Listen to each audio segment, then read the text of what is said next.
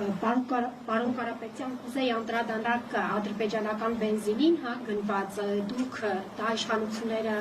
ասում են, որ խաղաղության փաստ է, տնտեսական շահ է, դուք որևէ վտանգ տեսնում եք այդտեղ, թե դուք եք համաձայն, եւ գործընկերոջս հարցին պատասխանելիս նշեցիք, որ եթե վստահ են, որ իշխող ուժը վստահ է, որ իրենք են հաղթելու, թող չփորձեն խոչընդոտել մեր շարժման տարածմանը։ Միջ այս պահը որևէ խոչընդոտներ եղել են։ Շնորհակալություն։ Շնորհակալ եմ։ Ադրբեջանական բենզինի հետ կապված 1.5 միլիոն դոլարի, ինչպես լրատվականները հայտարարեցին, բենզինը ներմուծվել ըստ Ադրբեջանի հարկայինի տեղեկատվության երկրում հնա հարկեր հարաբերակցությունը 20-ից 25 է նշելու։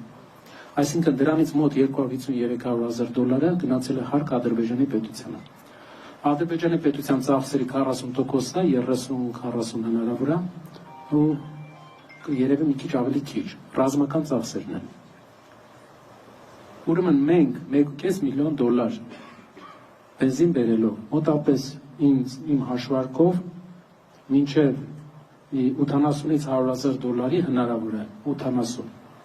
ադրբեջանական բանակին ֆինանսավորել ենք։ Մենք վտանգ չենք տեսնում Ադրբեջանի մեջ։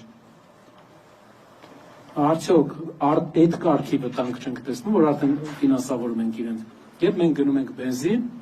իրենք սոկառը հարկ է տալիս։ Հարկը գնում է բյուջե, գնում է իրենց մոտ նավթային ֆոնդը տալիս է բյուջե,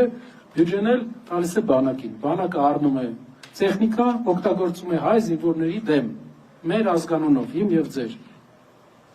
Արդյոք այդ կարգի վտանգ չկա իրանց, որ մենք ֆինանսավորում ենք իրենց բանակը։ Երկրորդ հարցը խոչընդոտ փորձեն անել։ Իրենք ուրախ կլինեն, որ իհարկե յուրաքանչյուր ուժ սահմանափակի իր ակտիվությունը։ Առավել եւս մեր ուժը, որը իմ կարծիքով, իմ տեսածով հասարակությունը ամեն դեպքում հույս տեսնում է եւ այդ հույսի հետևից է գալիս։